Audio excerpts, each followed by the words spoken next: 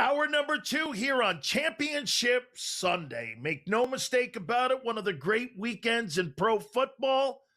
And who better to talk to than one of my friends? The legendary Philly Godfather joins us now.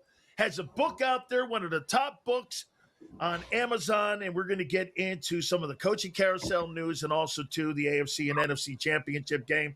I first got to start out here. Welcome aboard here on a Sunday. We appreciate it. And I want to start right out of the gate, man. How's the book doing? Booked tells the story of your life, doesn't it? Tell the folks about it a little bit here. Yeah, it's doing amazing. I'm so blessed that we wrote it. We released it back in May. It reached number 1 on Amazon, new releases, and it hasn't slowed down. So I'm very humbled by the success of the book. Now we're speaking at colleges all across the country. We're doing a bunch of book signings in the tri-state area. And we're working on the movie and the TV series. So hopefully everything works out, and we'll have some big news on the horizon. Absolutely, man. I'm looking forward to that movie because I think Mick Sills may have a small part that's going to be in that movie. So I'm looking forward to that. Congratulations, man. First and foremost, I want to start you in Philly. Obviously, that's kind of like, where we go throughout the week, and we talk about it all the time. Have you been shocked that, the news yet? We haven't seen anything when it comes to the offensive coordinator yet. And again, now, you're left with the bottom of the barrel here with Philadelphia. And do you think it's the coach, the quarterback, the environment with all the coordinator changes that they have had over the last couple of years? Why do you think this process has been so slowed down in Philly? I think it's a combination of everything you just spoke about, including the analytics department. Offensive coordinator wants to come into Philly and call his own plays. He doesn't want to be questioned by the coach or Sirianni or the analytics department. He wants to do his thing, and whether he fails or succeeds, he wants to be on his own merits. I think that's been the biggest issue. But anytime you get an offensive coordinator, it's like a box of chocolates. You never know what you're going to get, to be honest, especially in Philadelphia. So there's a couple guys out there still, the guy from Indianapolis, Cooter, I kind of like him a little bit. Kafka's still available, I think. And other than that, I think the top guys have already been taken. What do you make of Hello Kitty and the way that he's gone around, the Los Angeles Chargers and, this guy's going around being recruited. Then he takes his name out of the mix. He really, if you look at the last 5 years and what they did down in Miami. So Chris Greer, the general manager, gets fired. They tanked for Tua, if you remember, the 5 years. He had a 35-33 record in Miami, and all of a sudden he becomes like the new hottest thing. Obviously, there was talk that he may get that Las Vegas Raiders gig, but yet, the Chargers say if you don't get a head coaching job, the OC job's yours. What do you make of Mike McDaniel as a candidate to be a head coach or maybe the OC for the Chargers? I like him better as an OC for the Chargers because they do have Justin Herbert, and his style of football is really tailor-made for an elite quarterback like Justin Herbert, even though he hasn't, played well in the playoffs over recent years. Where Tua, they went all in with Tua. I think that was a big mistake, and we saw what happened, whether it was the concussions or his, he regressed as a quarterback in this league. It's not easy to play quarterback, toughest position in the world, to play of any sports. So they went all in with Tua, and it didn't work out for them. But as an OC in L.A. with the Chargers, I think that would be the right fit for McDaniel. Mike McCarthy gets the head coaching job in Pittsburgh. And, I tell you this all the time, right? There's been more popes and presidents in the world than there have been head football coaches since 1969. McCarthy, obviously, I think when you look at it, do you think that the Rooneys looked at it where he coached in Green Bay? He coached the Cowboys. And now another signature brand in the NFL when it comes to the Steelers. Maybe, not a long-term, like you're not going to see Tomlin or a Cowher or a No in longevity, but, probably the right guy because he takes over these big brands. Yeah, he's been Mr. Consistency. He hasn't won a Super Bowl since he was at Green Bay, but he's not a bad coach. And maybe that helps Aaron Rodgers stay another year in Pittsburgh because the nucleus of that team isn't that bad. They got some holes on the offensive side, and they did have some injuries going into the playoffs that hurt them. But the defensive side of the football, they're always at the top of the list. And, he could be good for a year or two. It could be like a Band-Aid before they get the next head coach. I don't see him staying there more than 4 years, though. It's just it's too long for him. What do you make of the job that has gone on up in Buffalo. I mean, Josh Allen is arguably the best talent there is in the NFL. I call him a bigger version of John Elway. If you remember John Elway back in the day, big dude, rifle arm, physical guy, ran the ball early in his career until he got older, and they ended up getting Terrell Davis in there. But, I mean, then you get Brandon Beane being elevated to the presidency, and you have Terry Pecula coming out and running over Sean McDermott again. It ended up costing him, his job. What'd you make of that whole scenario and how it played out last week in Buffalo? I mean, I feel bad for McDermott because he's a local guy, and he's won a lot of football games for that organization. But he does have Superman on that football team, and the expectations are so high. You're supposed to win a Super Bowl when you have a quarterback of that caliber in Josh Allen, and they just haven't been able to get the job done. I think it's time to move on like they did in Philly with Andy Reid. I hope McDermott goes out there and wins the Super Bowl with somebody else. But after 9 years, you get exhausted. The fans get restless, and I think it was time to move on from him. Yeah, absolutely. And, there's so many gigs. What did you make of the hire of the head coach in Baltimore? I mean, listen, Jesse Minter was, and here's what I don't get. Godfather, for me, I was told by the owner, Steve Biscotti, that, at the end of the day, we were going to get away from the Harbaugh coaching tree. Well, wait. Now, Jesse Minter was up in, Michigan and Ann Arbor with Jim. Then he was the DC in Los Angeles with him with the Chargers. And now here we are again. We have a head coach who is on that Harbaugh tree. I thought we were getting away with it. So to me, isn't this John Harbaugh 2.0? Yeah, it's like a poor man's version. Hopefully he has some success. I mean, the biggest issue, Lamar, the Ravens have been in the playoffs. Lamar plays it lights out during the regular season, but in the playoffs, to me, he's been one of the biggest choke artists of all time. And the reason why I say that is his propensity to turn the ball over in the playoffs compared to the regular season is 4 times the amount. So you can't turn the ball over in the playoffs. You saw what happened with Josh Allen, turn the ball 4 times. You're not going to win football games. And that's been the storyline of Lamar Jackson since he came into this league. The field shortens and more mistakes have been made by Lamar Jackson. And you're not going to win playoff games with Lamar Jackson if he keeps choking in the playoffs, no matter who the coach is. Do you believe Baltimore should potentially move off of Lamar Jackson? There's conversation that the Raiders may be in the process of trying to make a deal. Now, that would mean that Baltimore would have blown out their head football coach, and they would get the number 1 overall draft choice if they move Lamar to the Raiders. Now, the Raiders are looking at potentially drafting Fernando Mendoza, the talented quarterback from Indiana. Now, you're either going to go down that lane, or do you think that Baltimore should maybe start over anew here? Because, like you said, Lamar Jackson, 2 MVPs, one of the most gifted players that we've ever seen in pro football history at that position. But at the end of the day, Godfather, you gotta win meaningful games. Your legacy is made, right? Your legacy's made in the postseason. Yeah, like you said, you get paid in the regular season, and your name is made in the playoffs. Legacy is made in the playoffs. I think Lamar Jackson does have an expiration date in Baltimore. I think this is probably going to be his last year. They're going to see how he plays under this new head coach. And if he underperforms and he regresses, well, then it's time to move the guy. He's not going to get better without Harbaugh, in my opinion. I think Harbaugh protected him and showcased his strength. I think he formed that offense around him as much as possible. And people say, well, he's not an offensive mind, but he had a lot to do with that. So we're going to find out this year, but I think he's got an expiration date, and by next year, he's out of Baltimore.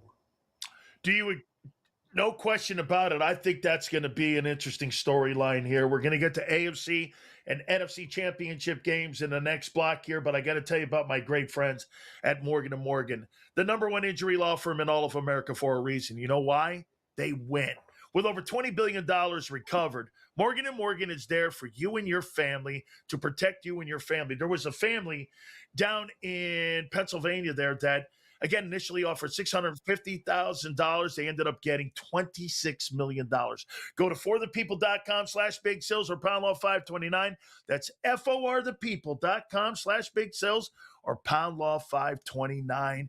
Do me a favor, make sure you check out our great friends at Morgan & Morgan. AFC, NFC Championship games with the legendary Philly Godfather. That's next on Sports Grid.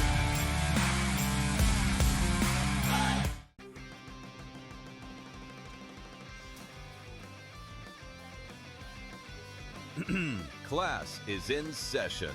Today, let's talk about the teaser.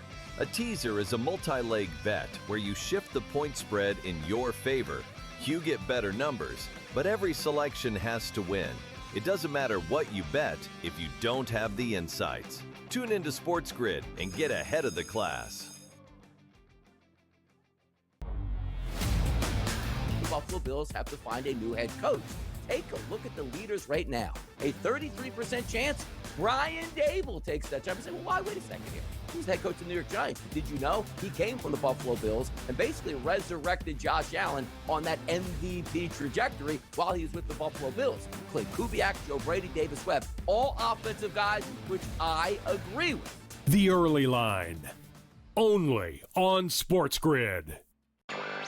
The outline for Koepka are fantastic. I think it's perfect. It is punitive, but it's fair. You've got to levy some sort of fine, so to speak, for defecting, and I think they've done a wonderful job of being equitable and punishing him a bit at the same time. I think Brooks ultimately wants to be playing with the best. Newswire, only on Sports Grid.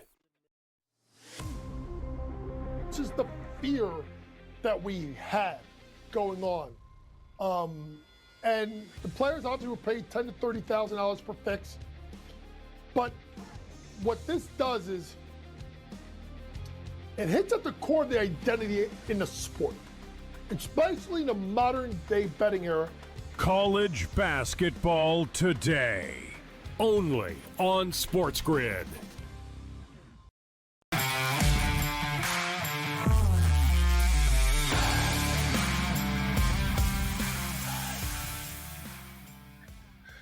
Weather being what it is in the Northeast, I can tell you a lot of people are going to be sitting in watching these championship games. No mistake in that. I mean, AFC and NFC Championship games. We're joined here by our friend, the legendary Philly Godfather here. And let's start it off in the AFC Championship game. And let's go down the lane here. I mean, obviously, this is going to be the Jarrett Stidham game.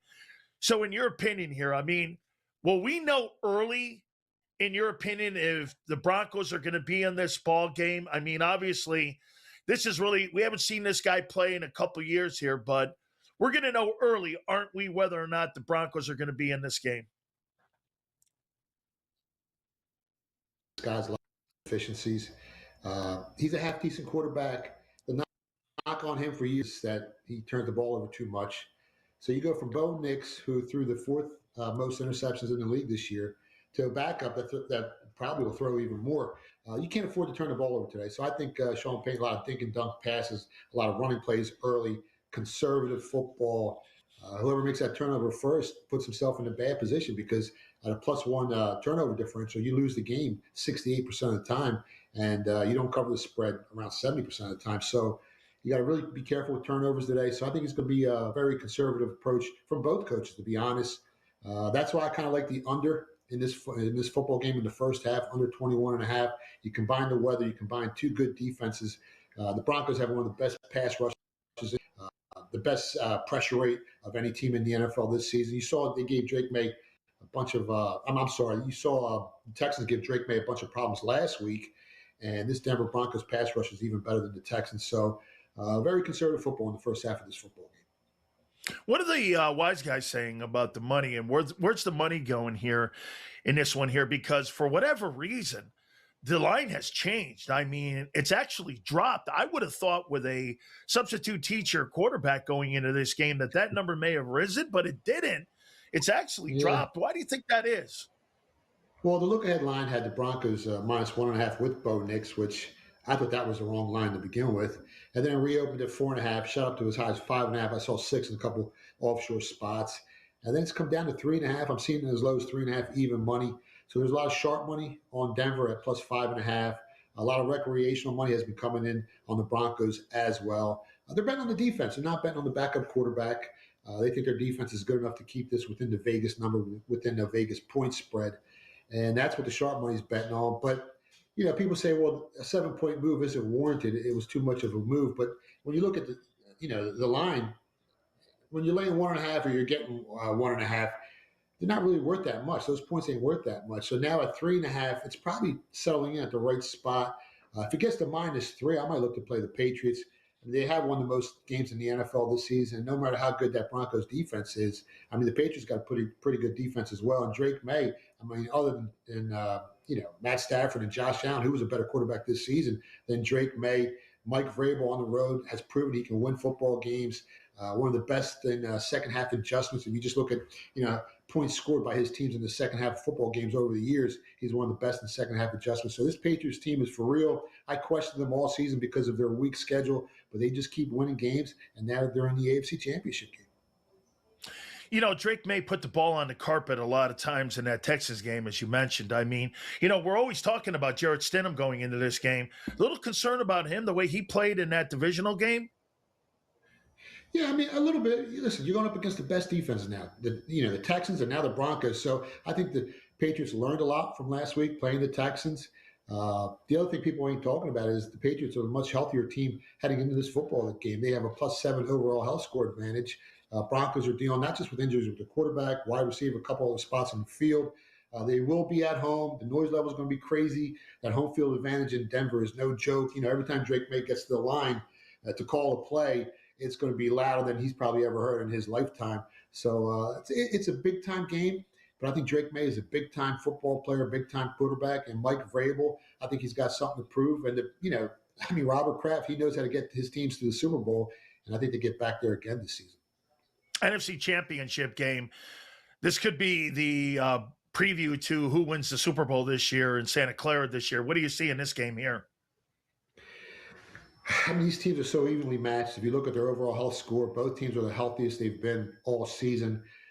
They played 2 times this year. Both games were decided by 2 points or less. First time around, I think the Rams were kind of lucky because Sam Darnold threw 4 interceptions in that game. And the second time around, Seattle had no business winning that game in overtime, but somehow they found a way to win that football game. But the common theme in both games has been that Sam Darnold has been throwing interceptions. He threw 4 the first time and 2 in the second game. And if he throws 2 interceptions again today, I think it's a wrap for the Seattle team. No matter how good their defense is, it's hard to overcome a -2 turnover differential. You lose the game 82.5% of the time when that happens. You got an MVP quarterback with Matt Stafford. You got a Super Bowl winning coach with McVay, Super Bowl winning quarterback with Stafford as well. And there's so many weapons, on the offensive side of this football team with the Rams.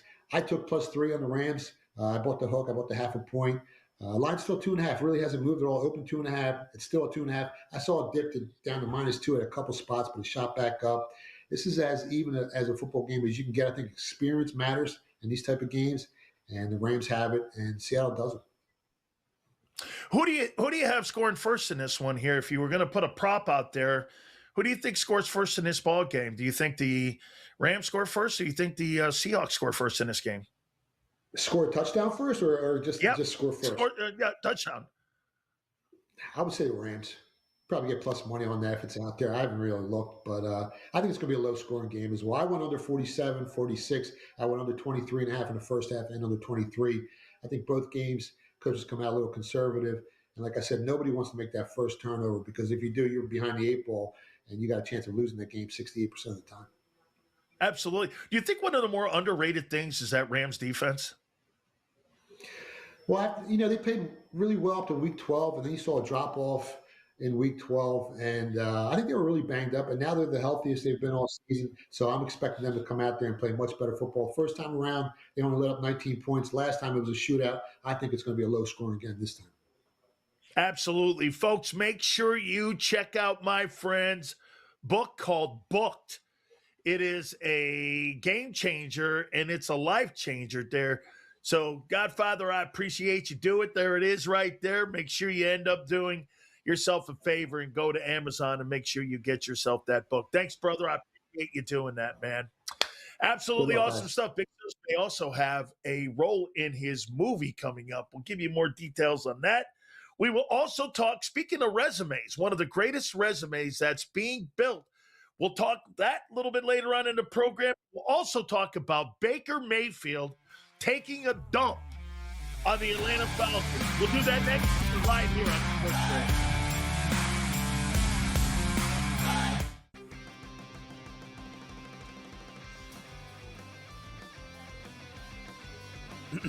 Class is in session. Today, let's talk about the teaser. A teaser is a multi-leg bet where you shift the point spread in your favor. You get better numbers, but every selection has to win. It doesn't matter what you bet if you don't have the insights. Tune into Sports Grid and get ahead of the class. The Buffalo Bills have to find a new head coach. Take a look at the leaders right now. A 33% chance Brian Dable takes that job. You say, well, why? Wait a second here. He's head coach of the New York Giants. Did you know he came from the Buffalo Bills and basically resurrected Josh Allen on that MVP trajectory while he was with the Buffalo Bills? Clay Kubiak, Joe Brady, Davis Webb, all offensive guys, which I agree with. The Early Line, only on Sports Grid. The outline for Koepka are fantastic. I think it's perfect. It is punitive, but it's fair. You've got to levy some sort of fine, so to speak, for defecting, and I think they've done a wonderful job of being equitable and punishing him a bit at the same time. I think Brooks ultimately wants to be playing with the best. Newswire, only on Sports Grid. This is the fear that we had going on. And the players obviously were paid $10,000 to $30,000 per fix. But what this does is it hits at the core of the identity in the sport, especially in the modern day betting era.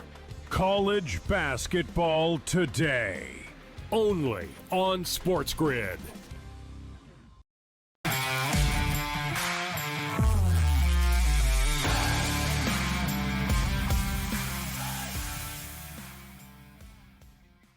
You know, one of my favorite quarterbacks in pro football is Baker Mayfield.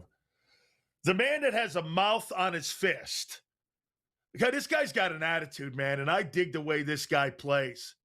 I'm sorry, maybe that's my Miami Hurricane background in me, but so there was a tweet that was thrown out by a sports writer in Atlanta. And I don't believe that it was any kind of real shade on Baker Mayfield. But it was thrown out by a writer for the newspaper there in Atlanta. And he was talking about the quarterback situation there with Deshaun Watson. He was talking about Baker Mayfield. And then the avalanche of quarterbacks that Kevin Stefanski had to deal with. Now, Kevin Stefanski obviously was just named the head football coach of the Atlanta Falcons. And Baker Mayfield has a little Michael Jordan in him. So anytime you hear people do this, pal or sugar britches or chief or whatever. And the context of it wasn't really aimed at Baker Mayfield. And it was about failure. So Baker picked that log up and threw some fire and threw that log on the fire and said this. He goes, failure? Okay. Well, Kevin Stefanski, so he aimed this tweet that it really wasn't aimed at him, and he's made it now a rivalry and a bigger rivalry with the Atlanta Falcons by doing this. I can't wait to see you, and I'm paraphrasing here, I can't wait to see you twice a year now. You threw me away like garbage. And by the way, I'm paraphrasing, as I said, I don't think the word garbage was really what was on his mind. Remember, he spent 2 years in Cleveland with Kevin Stefanski. They actually went to a playoff game together, but obviously that relationship, there was talk that the Buccaneers were thinking of having Kevin Stefanski as the offensive coordinator in Tampa, and they ended up landing on Zach Robinson. Kevin Stefanski was not going to be the offensive coordinator if he didn't get that head coaching job in Atlanta, in Tampa Bay, because that relationship there was not very good. Well, now you have rivalry. And I can't wait to see this. This is what the NFL needs. The National Football League needs more of this. They need to have more of these personalities. One of the things that I like about Baker Mayfield, here's a guy that, he walked on at Texas Tech. Then he had to walk on at Oklahoma. He ends up winning the Heisman Trophy. He ends up being the number 1 overall draft choice, and he's made himself into an underdog. remember something too. He made a comment about David Tepper and the Carolina Panthers when somebody asked him at a press conference earlier in the year, how was Seattle, I remember when Tampa Bay went up to Seattle, there was a game between both teams. Actually, the Buccaneers went up there and won up there. And somebody asked him what his time was like in Carolina. Do you and Sam Darnold get a chance to have conversations on what your time was like and how great your experience was? He went, yeah, no. It was not. Remember what they did with him in Carolina. They used him as a stand-up, him and Darnold, as scout team defensive ends on the look team, and they were playing scout team defensive ends. This guy is a dude that I dig because he makes these little fires, and this is what motivates people. Michael Jordan did this stuff all the time, even if it wasn't true. Michael Jordan would make stories up. Hey, this guy thinks he's better than me. That guy thinks he's – this is exactly what motivates Baker Mayfield. Look, I root for the guy. I think the guy has been one of the best things in the renaissance of what we're seeing in Tampa Bay. Look at what the Buccaneers have been able to do with him. I mean, you go from Dave Canales to now head coach of the Carolina Panthers. Then you shifted into Liam Cohen. Both those guys ended up getting jobs. Well, at the end of the day, Baker Mayfield had a lot to do with those dudes getting those gigs. And Tampa Bay has kind of recreated what people thought they were going to see in Cleveland. I'll throw this out to Jimmy Haslam here. Hey, Jimmy Haslam, the owner of the Cleveland Browns, after that nightmare contract that you gave Deshaun Watson, how would you like to have that mulligan back on getting rid of Baker Mayfield? You think you'd like to have that mulligan back? This shows you, folks, not having patience in an organization. The same thing that you saw what went on in the New York Jets with Sam Darnold. Organizations fail quarterbacks more than quarterbacks fail the organizations. Prime example right there. You had the Jets giving up on Darnold, and you had the Browns giving up on Baker Mayfield. Folks, these organizations today, the bad ones, don't have the patience. And this is a prime example of it. I can't wait to see the Bucs. Hey, look, I know the NFC South is like the group of five of the NFL. Hey, winning the South is not all that big a deal, but boy, I can't wait to see that thing this coming year. What an absolute treat Baker Mayfield has been. We will hit on one of the greatest resumes being built in NFL history next, right here.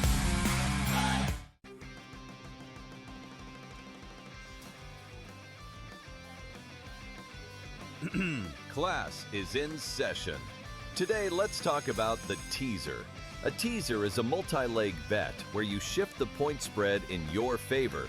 You get better numbers, but every selection has to win.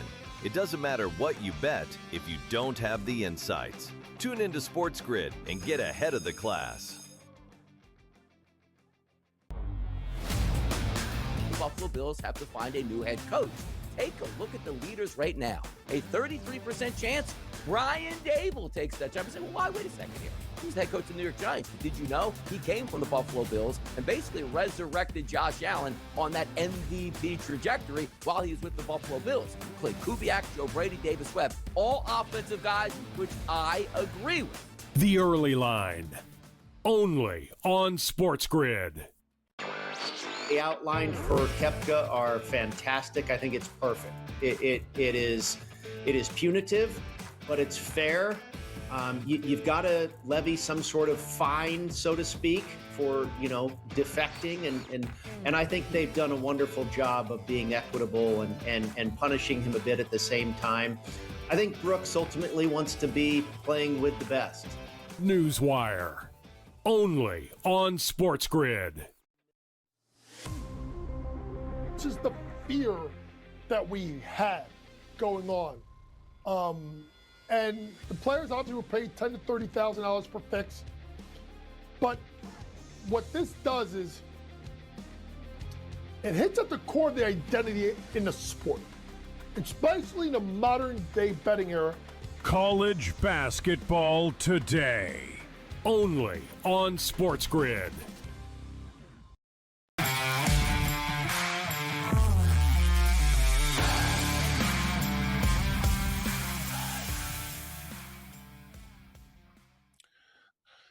of the best resumes in all of football is being constructed as we're watching these championship games, and it's on the Rams side with Sean McVay. Yesterday was Sean McVay's 40th birthday, and I want to go down the list of accomplishments of what this guy has done as he gets ready to play the Seattle Seahawks. I mean, folks, he's already a Super Bowl champion coach. He's the 2017 NFL Coach of the Year. He's got 2 NFC championships, and he is going for a 3rd. 4-time NFC West champion. He's reached the playoffs 7 of the 9 seasons. He's got 8 winning seasons, and on top of that, he's going today for his 11th win as an NFL head coach in the postseason. The youngest head coach at the higher, I think he was 31 years of age. He's the youngest head coach to win a Super Bowl, and as I just mentioned here, you're talking about a coach who's going for his 11th win. I have never seen a guy build such a resume in an era of free agency. You got to remember something. When Don Shula was building his legendary resume, or when you're looking at even Belichick, Bill Belichick built his resume, and again, no question about it, one of the greatest resumes of all time in New England. But here's a guy here was 31 years of age. And as I said, I met this guy when he was a ball boy for the Tampa Bay Buccaneers. Then he became a quality control guy. How he got the job, if you remember correctly, was the fact that Doug Williams was working in the Tampa Bay organization. He ends up going up, Doug Williams, to the Washington Commanders organization. They say, we got to hire this guy. This guy's a savant. They put him on the staff. He ends up working there with Jay Gruden, John Gruden's brother. So he's on that coaching staff, and he slowly works up the reign of being a great coach. People don't know the behind story here with Sean McVay. Initially, Stan Kroenke wanted John Gruden to be the head football coach of the Los Angeles Rams when he ended up moving the team from St. Louis to Los Angeles. And John Gruden said, I'm still in the booth. I'm enjoying myself on Monday Night Football. I got a guy for you. He's young, but I believe this guy's going to be a superstar coach. Sure enough, Les Snead, Kevin Demoff, and Stan Kroenke, the owner of the team and the executives of the Rams, they interview him, and they're blown away by the guy. They can't believe that this guy is this young and this much knowledge. You got to remember, his grandfather's John McVay. Who was John McVay? John McVay was the architect with Bill Walsh of those great teams back in the day in San Francisco that would go on to win all those championships under the Ed DeBartolo reign. And so he grew up in football. He knows football. He's been around it. The job that he has done in Los Angeles. Remember, and I love his initial hire at D.C. Remember, it was Wade Phillips. This guy does this. Then Raheem Morris came in. Raheem Morris ends up winning a championship. That's how he ended up getting the job in Atlanta. Sean McVay is one of the best play callers and situational play callers I've ever seen at such a young age. Matt LaFleur, fantastic, was also in that Washington coaching staff back in the day. So many of those coaches you see in the NFL right now, Sean McVay was in that room with those guys. One of the truly greatest resumes you'll ever see. And if he wins today, this will be his 11th postseason win. You're talking the early stages of Don Shula. You're talking the early stages of Bill Belichick and some of the greatest coaches of all time. It is remarkable. He's 40 years old yesterday. I mean, you got guys on his football team right now. I mean, Matthew Stafford is 37 years old. It's incredible the job that he's done. And what I love about it, when you watch, and people have said this, look at how they use Puka Nacua. Look at how they've been able to reinvent again Devontae Adams after that nightmare that he had with the Jets and also with the Raiders. One of the best and most prolific passing games in pro football. Puka Nacua, look at what he's done with him. You heard Adam Kaplan on earlier with us, and he said it. If he's anywhere else, okay, if Puka Nacua is anywhere else, he's not going to have the type of success. How about the way that he saved Matthew Stafford's career? Now, I say saved. Matthew Stafford is one of the greatest spinners of the football that we've ever seen. But he was dying in Detroit. Look at the offense that they put up this season. Look at 37. He's having his best year in his entire career. Over 45 touchdowns this season. Almost 5,000 passing yards. How do you constitute the guy still going and being a guy who's going out there and having yourself a great opportunity for them to be able to sit there and go there and have that football team end up going on and winning football games? Make no mistake about it. Matthew Stafford has done a spectacular job at being able to go inside the Matthew Stafford. To go in the Sean McVay system there. It's just been a remarkable job that he has done. Absolutely awesome. And this resume, as I said, it's remarkable.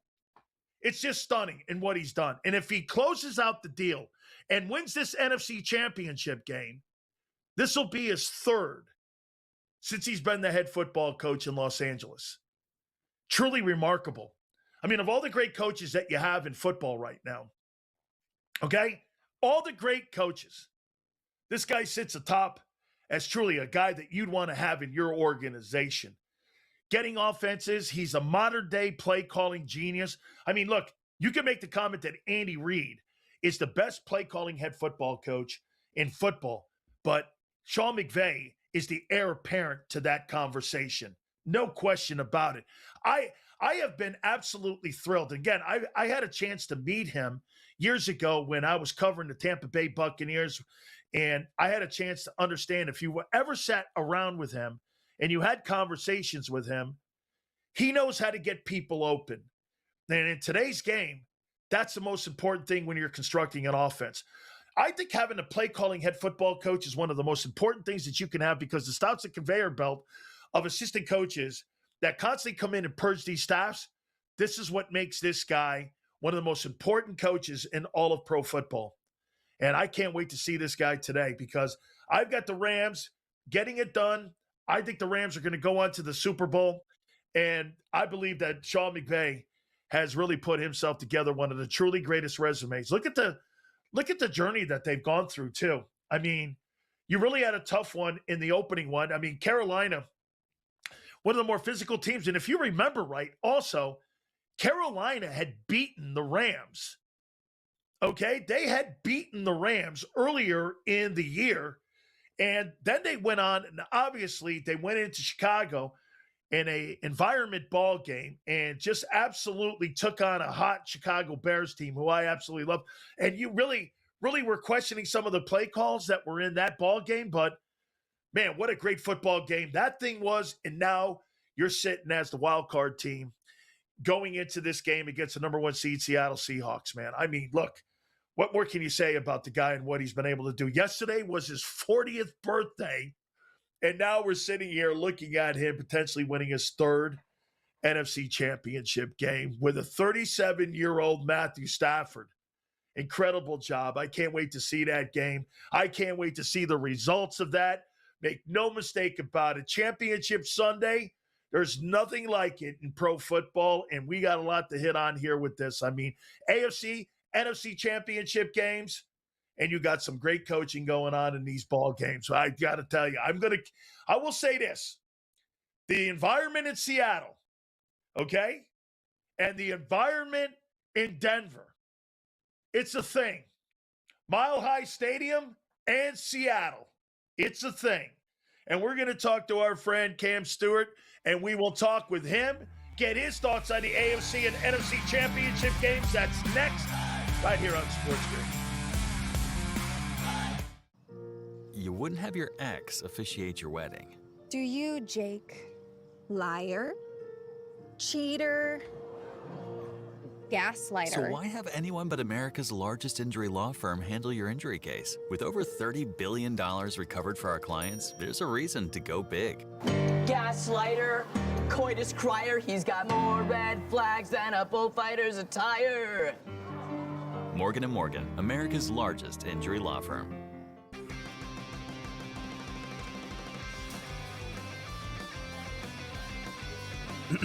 Class is in session. Today, let's talk about the teaser. A teaser is a multi-leg bet where you shift the point spread in your favor. You get better numbers, but every selection has to win. It doesn't matter what you bet if you don't have the insights. Tune into Sports Grid and get ahead of the class. 57% chance of winning a PGA Tour major. Would I be wrong by saying I want to invest in the no on Scotty Scheffler? And that $100 investment would pay back $213 here. Everybody thinks Scotty's going to win. It's like 100 golfers in those fields each and every week, and the majors, the best golfers in the world. I'm going against the grain, Joe. Give me the no on Scotty Scheffler. Prediction Markets Edge. Only on Sports Grid. Meanwhile, Charlie Baker of the NCAA has planted his flag. He wants to see the end of prediction markets, and of course is a little bit nervous with all of the different stories that we've heard surrounding sports betting allegations of some folks being corrupt out there and maybe some point shaving. It does make some sense here. I just wonder which of the sports betting operators are going to stand with the NCAA. Newswire. Only on Sports Grid. Basically, my co-host on Game Time Decisions, Josh Doan, is featured so much. And I also want to say this basically now confirms we are the premier Josh Doan network in all of sports media. No way no other show mentions Josh Doan as much as this one. Is that a success? Is that a failure? I don't know, but I think it's true. Game Time Decisions. Only on Sports Grid.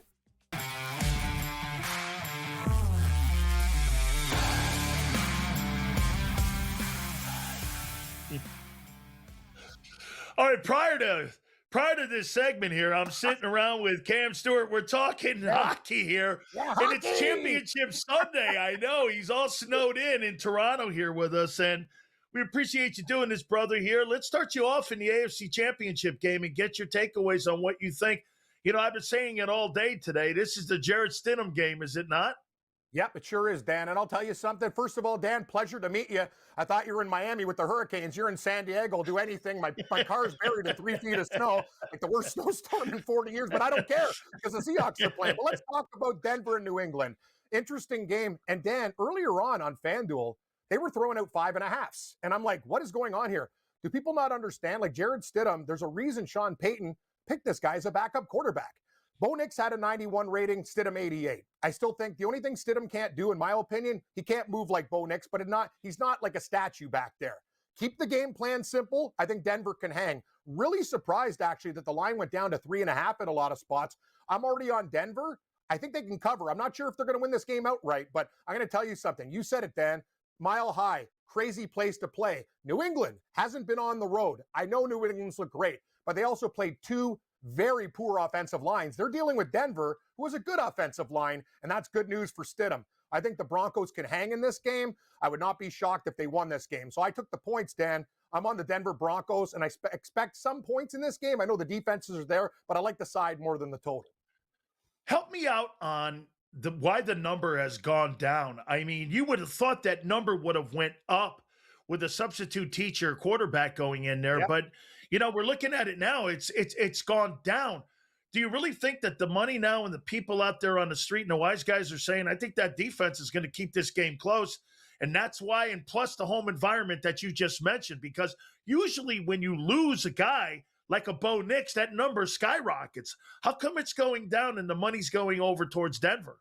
Great question, Dan, and it's surprising. I guess the people have changed. Since gambling has become so prominent everywhere, like we've been gambling up here for years, right? It's one of those things like offshores and whatever. In Ontario, where I am, this province, they have 1 million. Like you can gamble on anything, horses, lottery, the works. Like it's always been here. But now I think the regular fan with gambling in all states across the United States, North America, I think they're becoming a little bit smarter. They're not just saying, oh, the backup quarterback, let's bet on New England. And I think people in the know understand Jarrett Stidham and understand what Sean Payton can do. He's a very, very solid coach and taking nothing away from Vrabel. But remember when the Saints won the Super Bowl, trick play, onside kick. He will come up with some things in this game, and I think he's going to try to keep the Patriots off balance. I expect a really tight game, and I'm really happy I got 5.5. At 3.5, I'd probably still take Denver because I think it's going to be a 3-point game, Dan. But that's the whole thing. I think the gamblers are looking at it going, what is the drop-off from Bo Nix to Stidham? And Bo Nix is good, but he can also still make some mistakes. Stidham hasn't played in a long time, but he's also been around NFL. You know that, Dan, like with the Raiders and everybody else. Sean Payton went out and got this guy specifically as a backup quarterback. You got to believe this guy doesn't want to have anybody as his backup. He went there and got Stidham for a reason. He's got to prove it now. Let's go over to the NFC Championship game. Yep. Obviously, this could be a preview for the Super Bowl, the winner of this game here. How do you see this game playing out here? I'm biased, Dan. I've been a Seahawk fan since I was 5 years old. I'm a Steve Largent guy, Jim Zorn, Dave Craig. Remember, Dave Craig called me on my birthday when I went to another station. Yes, I was actually there, Dan, the day they blew up the Kingdome. My brother lived in British Columbia. We went down to Seattle and watched the Kingdome explode because he knew I was a huge Seahawk fan ever since I was a little kid.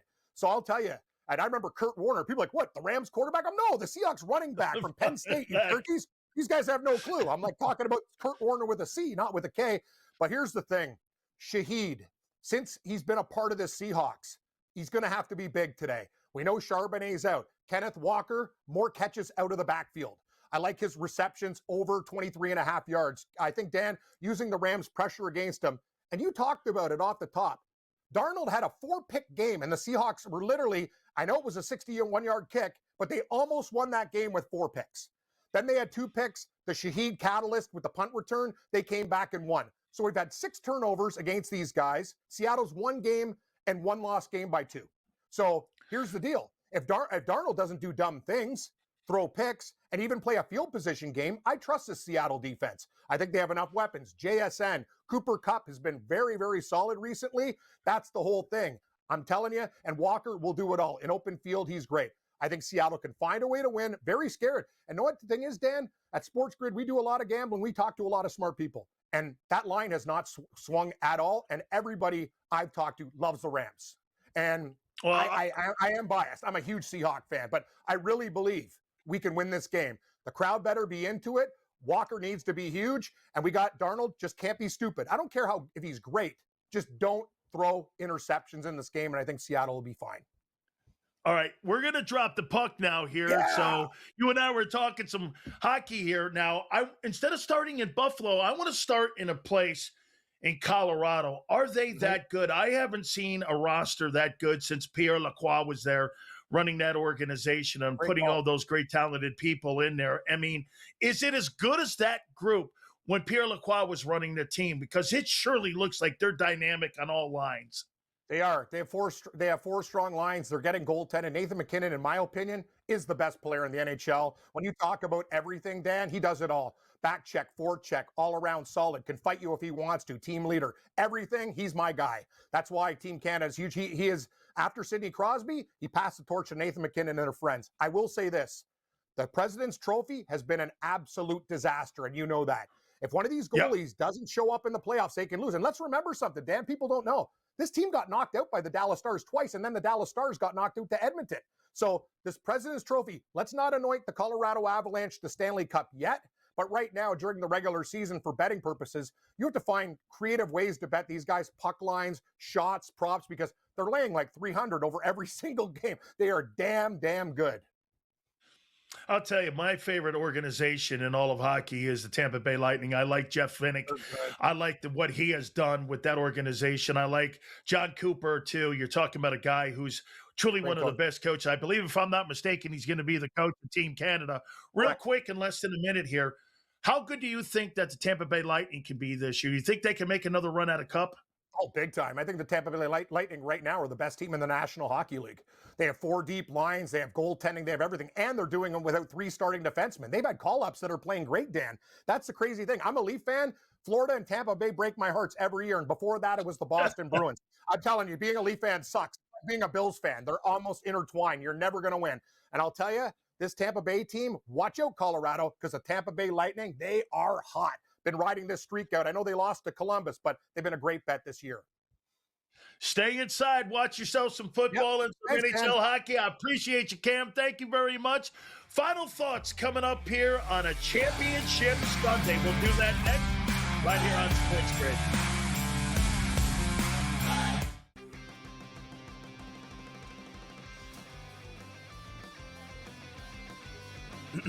Class is in session. Today, let's talk about the teaser. A teaser is a multi-leg bet where you shift the point spread in your favor.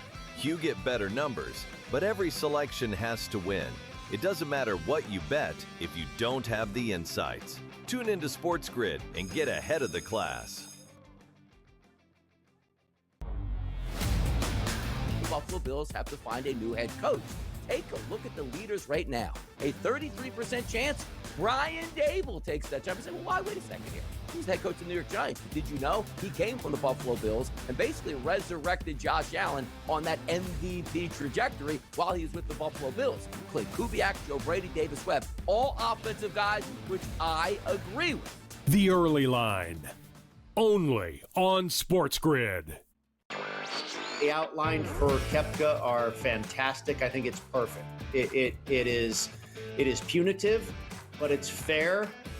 You've got to levy some sort of fine, so to speak, for defecting, and I think they've done a wonderful job of being equitable and punishing him a bit at the same time. I think Brooks ultimately wants to be playing with the best. Newswire, only on Sports Grid. This is the fear that we had going on. And the players obviously were paid $10,000 to $30,000 per fix. But what this does is it hits at the core of the identity in the sport, especially in the modern day betting era. College basketball today, only on Sports Grid.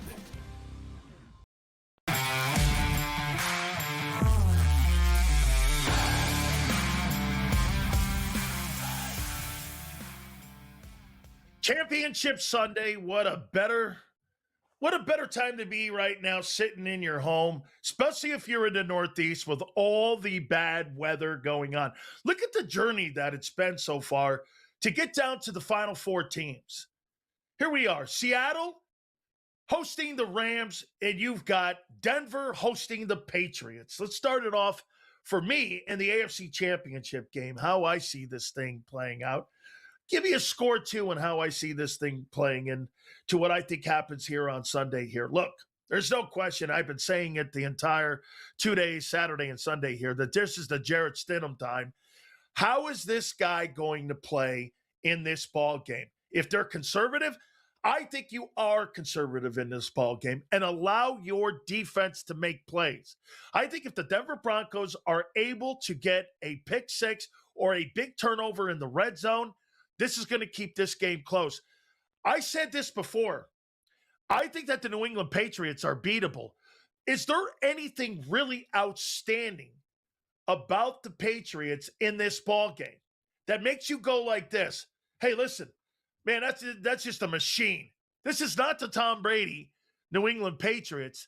This is a football team that has not been in this environment in a long time, and these are all new faces. These are not guys that had gone through all those great bright light games when you had Belichick and Brady there. These are a brand new group of dudes. We saw that a little bit play out in that divisional round game against the Texans.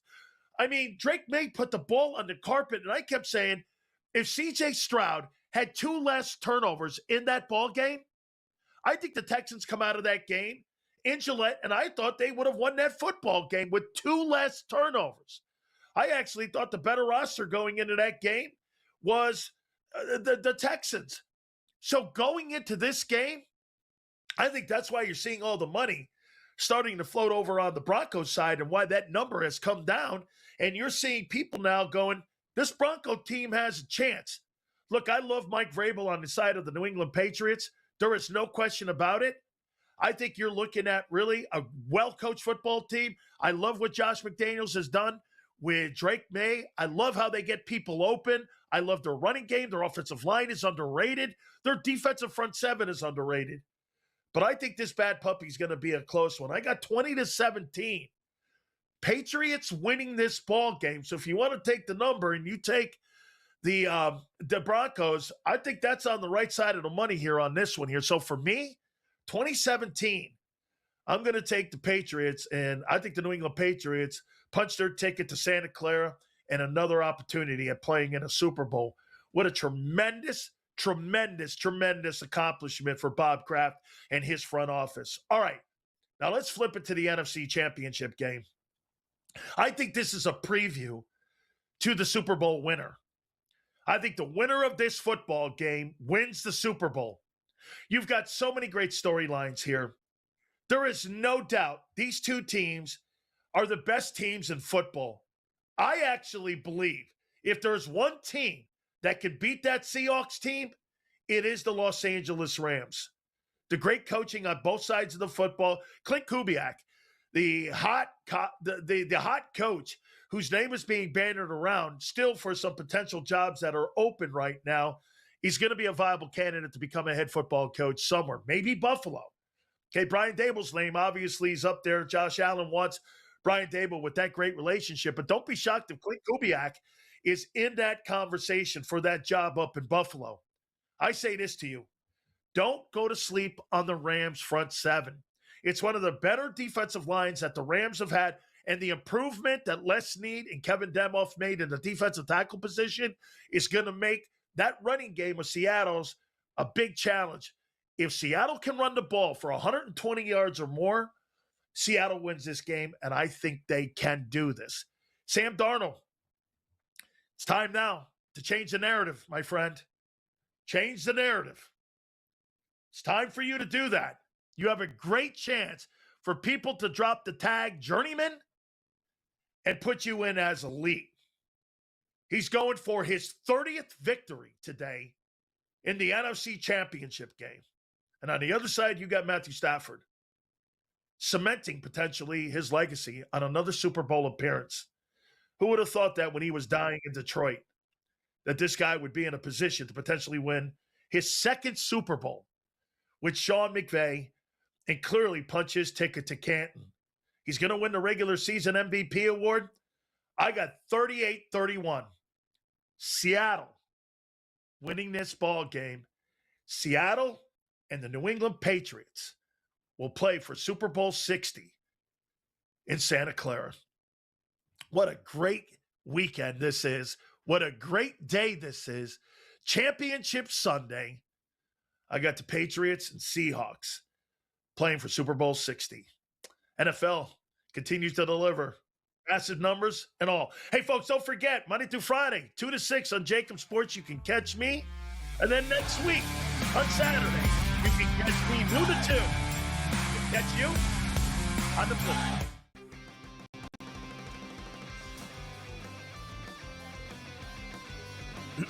Class is in session. Today, let's talk about the teaser.